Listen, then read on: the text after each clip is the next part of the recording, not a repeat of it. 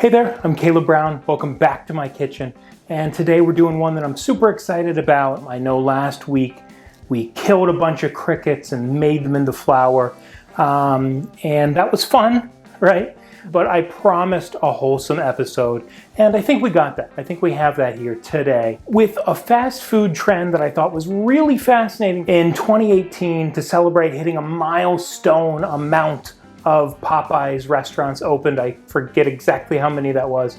In 3 or 4 locations for one day only. Popeyes did their signature chicken strips battered in champagne and covered in edible gold. I've always thought edible gold was pretty interesting. I've never worked with it before, but pretty cool. So this is 24 karat real edible gold. And then this is the kind of the same thing, just in a finer powder form. These are the bigger flakes. And then we have just a simple champagne here that we're going to work into the batter for the chicken. I think that's actually gonna give us a really nice bubbly crunch to the batter. I'm actually curious, I haven't tried this yet, obviously, but I'm really curious what that's gonna do to the batter, because I have a really good feeling about this. I don't think that the gold is gonna add anything other than just kind of, looking bougie.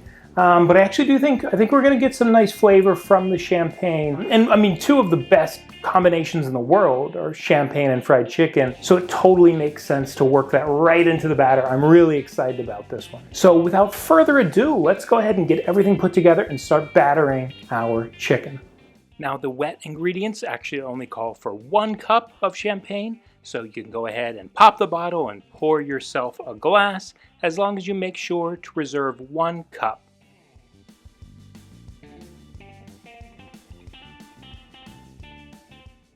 Cheers, bon appetit.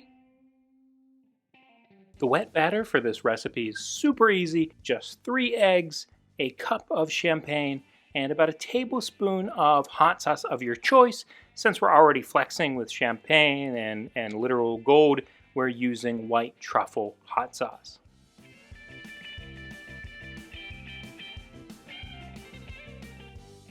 And as a nod to the homie Joshua Weissman, we're going to hit this with a little bit of whiskey business and move on to the dry mixture.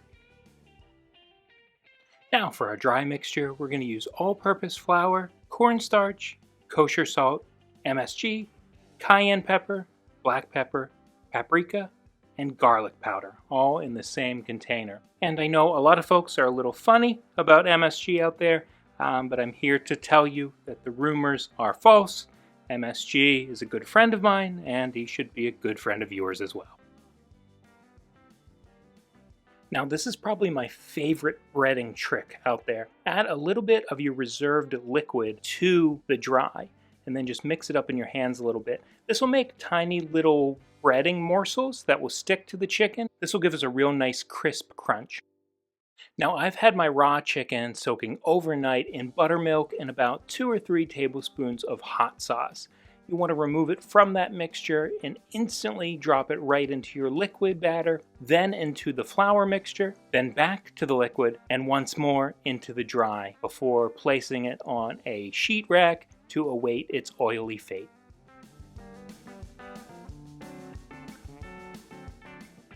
Now it's time to bring our oil up to temp. I'm using peanut oil, and we're going to be going to 325 degrees Fahrenheit. You want about 2.5 inches high of oil. You don't want to get that too high and have oil splashing around, and I find an enamel cast iron Dutch oven works amazing for this task. And when you drop your chicken in, you want to kind of drop it away from you so none of the oil splashes on you.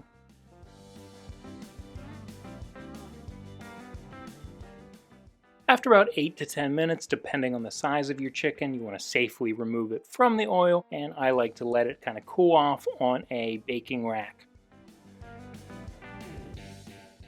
And the golden brown color on this chicken is going to be looking absolutely amazing. If you want to be extra naughty, now would be a good time to hit it with some flaky salt or even a little extra MSG. Now, kind of pick and curate your absolute best pieces and grab your edible gold. If you're using the powdered gold as well as the flakes like I am, you're going to want to start using the powder and kind of dust the chicken with that powder. It'll very easily apply to all of the little nooks and crannies of that beautiful chicken coating.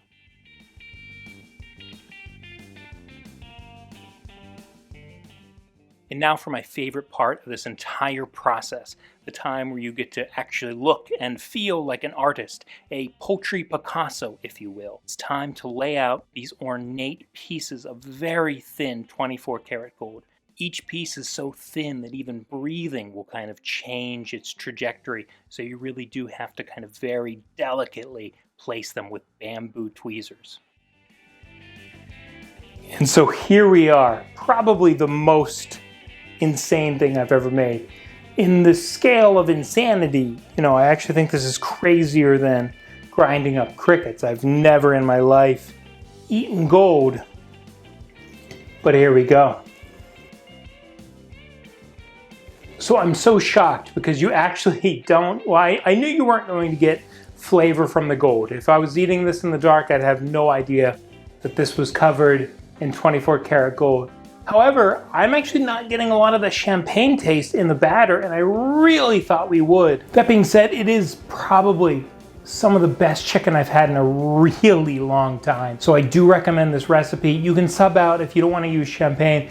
Absolutely just sub out for water. It's going to do the same thing because, like I said, that flavor is really not coming through. But some of the best cooked chicken I've had in a really long time. So moist, so tender. Really, really enjoyable, great crunch on the outside. The spices that we incorporated in the beginning of this episode, very crucial. So even though it's a gimmick and both flavors aren't coming through, we don't taste gold and we don't taste champagne. At the same time, I think this might be a gimmick worth doing from time to time because I had so much fun doing this. This was ridiculous. I'm gonna keep making videos like this, so like, subscribe, and I'll see you next time.